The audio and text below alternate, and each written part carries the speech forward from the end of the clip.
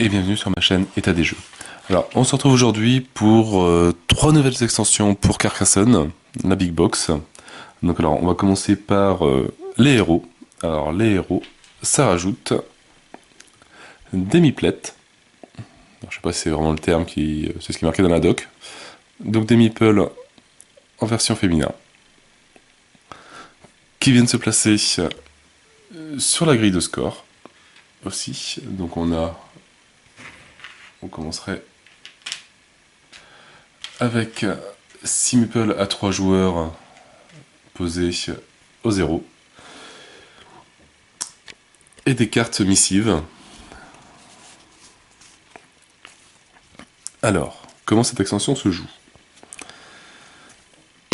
Alors, il n'y a pas de nouveauté au niveau du terrain, il y a juste au niveau du score. Quand on marque des points, pour une route le plus longue, pour une ville fermée, etc., on bouge l'un de ces deux personnages, n'importe. Alors, j'ai pas vraiment compris encore l'intérêt d'en avoir deux.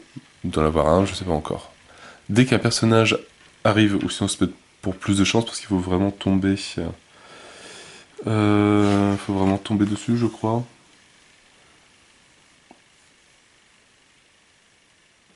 Ouais, s'arrête sur l'une des cases, donc peut-être ça, voilà, c'est peut-être plus de chance. Dès qu'on s'arrête sur une case un peu plus foncée, donc 5, 10, 15, 20, 25, 30, 35, 45, bouge 0, on tire une carte missive, donc au hasard, et après, donc on a le choix entre soit faire l'action de la carte missive, ou soit de marquer tout de suite 2 points supplémentaires.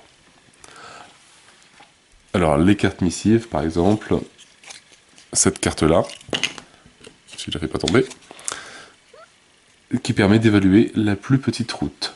Alors, donc vous marquez des points pour une route occupée par au moins un de vos meeples. Et vous marquez alors autant de points qu'elle vous aurait rapporté en fin de partie. Si vos meeples occupent plusieurs routes, vous marquez les points de la route qui, selon les règles d'évaluation finale, vous rapportent le moins de points. Et les meeples restent sur la route. Donc c'est vraiment pour gagner des petits points supplémentaires. Vous marquez 2 points par blason dans les villes occupées par au moins un de vos chevaliers. Celle-là qui permet de piocher une nouvelle tuile et de rejouer en fait. Celle-là, vous marquez 2 points pour chacun de vos chevaliers dans une ville. Et on ne retire pas les meeples forcément. Là on gagne 2 points par paysan. Celle-là, bah, c'est pour évaluer la plus petite, donc la plus petite ville maintenant. Alors, évaluer une zone occupée par un de vos meeples et le récupérer. Choisissez un de vos meeples en jeu. Si vous contrôlez la zone occupée par ce meeple, évaluez-la selon les règles habituelles. Et après ça retourne dans votre réserve. Et la plus petite abbaye aussi. Donc voilà, donc une extension qui rajoute pas de tuiles, mais qui rajoute un petit élément de jeu en plus, donc pour bien calculer son score, savoir lequel bouger, est-ce que, hop, on marque 3 points, est-ce qu'on fait avancer celui-là, ou est-ce qu'on fait avancer celui-là pour tomber directement sur la missive. Et en sachant qu'au final, bah, après on compte, on additionne les deux. Donc ici, à la fin de partie, on n'aura pas à choisir entre 3 et 7, on aurait vraiment 10 points terrain.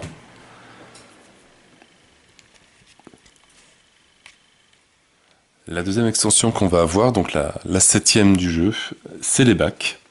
Alors les bacs, ça rajoute 8 tuiles terrain, donc avec des lacs, et des sortes d'embranchements.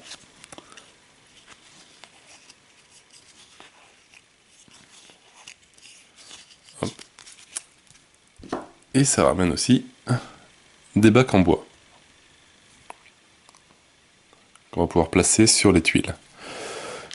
Alors donc ça c'est donc 8 tuiles qu'on mélange avec aussi tous les 80 tuiles de base. Et on va pouvoir les placer, donc par exemple j'en ai placé une ici. Hop, un joueur a tiré cette carte là, il l'a mise là. Après avoir placé son meeple dessus, il peut passer un bac pour faire une continuité sur la route. jusque là. Donc voilà, donc là il a réussi, par exemple, si c'est rouge, il aurait marqué donc 1, 2, 3, 4, 5, 6 points. Et après on a un autre joueur qui va jouer aussi. Hop, il prend ce morceau-là, comme il continue la route qui arrive à un bac, après avoir posé son meeple. Donc, voilà, on va dire qu'il est sur la route. Comme il a continué la route qui mène au bac, il a le choix entre tourner le bac, enfin, tourner, il le met comme il veut, ce qu'il arrange. Donc là on va dire que c'est comme ça. Et comme ça, hop, il a terminé sa route, et là il gagne 1, 2, 3, 4, 5, 6 points aussi. Après, il aurait pu le mettre comme ça pour bloquer un autre joueur, ou... Donc c'est une petite... bon, faut pas souffler trop fort, je pense que sinon ça s'envole. Mais voilà, donc c'est d'abord on pose la tuile, on pose le meeple, on pose un bac si besoin, ou on peut bouger un bac si la tuile qu'on a posée touche le bac. Donc voilà pour cette deuxième extension, donc pas très compliquée, mais je pense qu'elle peut être très technique. La troisième extension qu'on va voir, donc la huitième du jeu, c'est les mines d'or.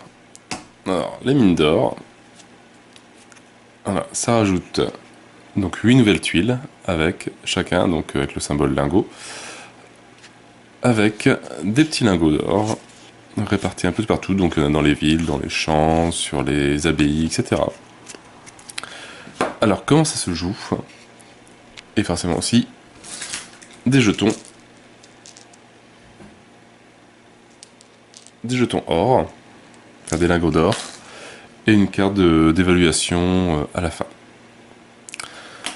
Donc par exemple, un joueur vient de tirer une tuile, hop, il vient de tirer celle-là, il la place comme d'habitude, bon celle-là il ne pourra pas, on va essayer de trouver une autre, voilà, hop, pas non plus, décidément, voilà, là il peut. Là, il termine, bon, il termine pas la ville, c'est bon.